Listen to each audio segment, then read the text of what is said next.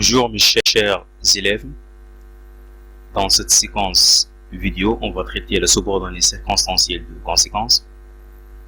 On va commencer par les deux phrases suivantes. La première, il faisait froid de sorte que j'ai attrapé un rhume. La deuxième, j'ai attrapé un rhume parce qu'il faisait froid. Observez bien la première phrase et dites-moi combien de verbes conjugués contient cette phrase. Il contient deux phrases conjuguées.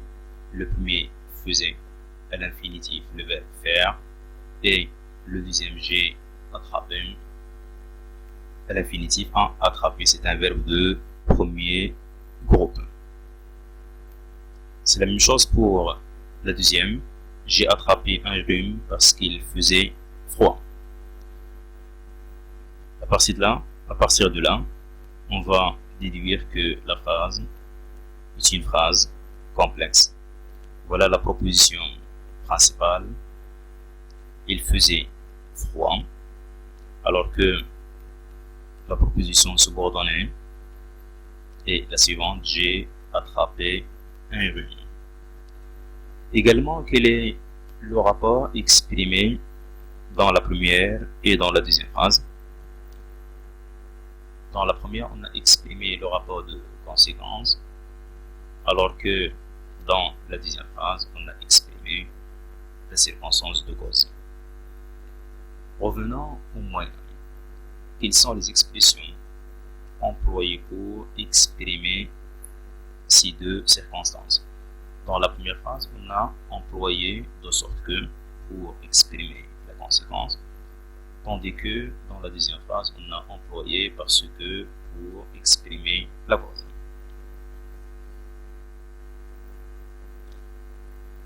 À partir de la comparaison des deux phrases, on peut déduire ce qui suit, que la cause et la conséquence, c'est un même rapport envisagé en sens inverse et exprimé différemment.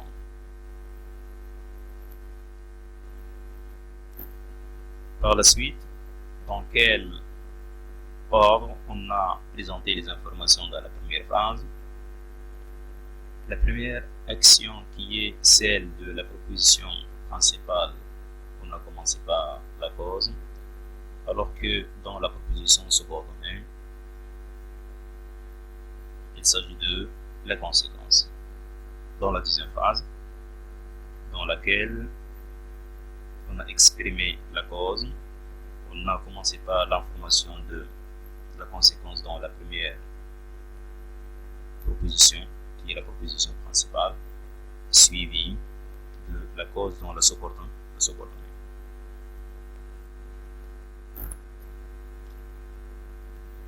La deuxième étape, on va essayer de citer les principaux moyens d'exprimer la conséquence.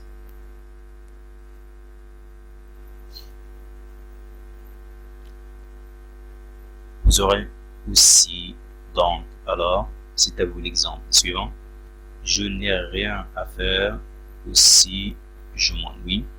Le moyen employé dans la phrase, c'est aussi, qu'on peut remplacer par donc ou alors.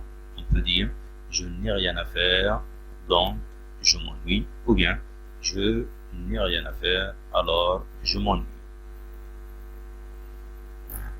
D'autres coordonnants, c'est pourquoi, voilà pourquoi, c'est pour cela que. L'exemple: le poisson est nourrissant, c'est pourquoi je l'achète souvent. Le moyen qu'on a employé dans la phrase est c'est pourquoi. On peut également remplacer par un ordre, comme le poisson est nourrissant, voilà pourquoi je l'achète souvent. Également, on a d'autres coordonnants tels que par conséquent, en conséquence de la, d'où. À côté des coordonnants, on peut également employer les subordonnants pour exprimer la circonstance de la conséquence. Mais avant de citer ces subordonnants, il est impératif de rappeler que la subordonnée de conséquence a une place fixe après la principale ou après le verbe dont elle dépend.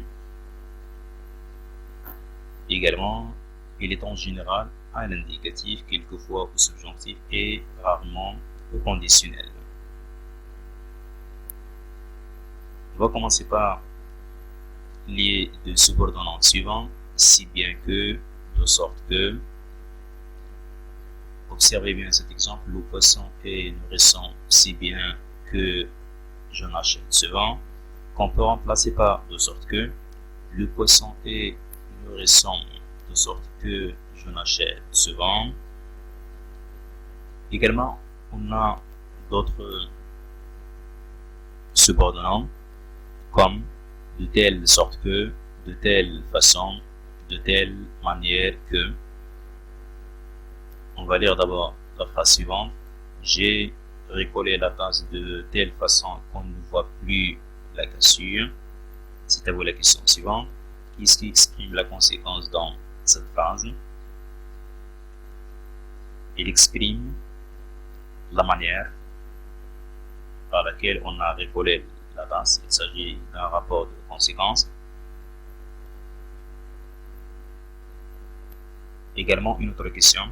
La façon est-elle précisée? Oui, on a précisé la manière. Dans la phrase, j'ai recollé la tasse de telle façon qu'on ne voit plus la cassure. Également, on a d'autres subordonnants exprimant une conséquence liée à l'idée d'intensité. On va commencer par les deux phrases qu'on va comparer. La première, le poisson est nourrissant si bien que je n'achète souvent. La deuxième phrase, le poisson est nourrissant à tel point que je n'achète souvent. Dans la deuxième phrase, comment a-t-on exprimé l'idée d'intensité? On l'a exprimé en employant le moyen à tel point que.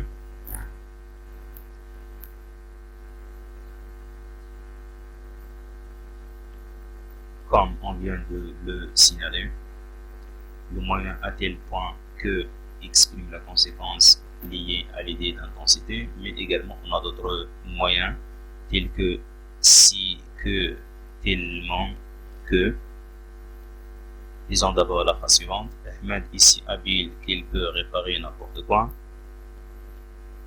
Par quel moyen, par quel élément ou mot l'adjectif est-il renforcé dans la phrase suivante ou la troisième phrase? L'adjectif est renforcé par le moyen si, que. Également, quelle est la place de ce moyen par rapport à l'adjectif? On aura la structure suivante, si plus adjectif plus que. Merci pour votre attention. À la prochaine fois.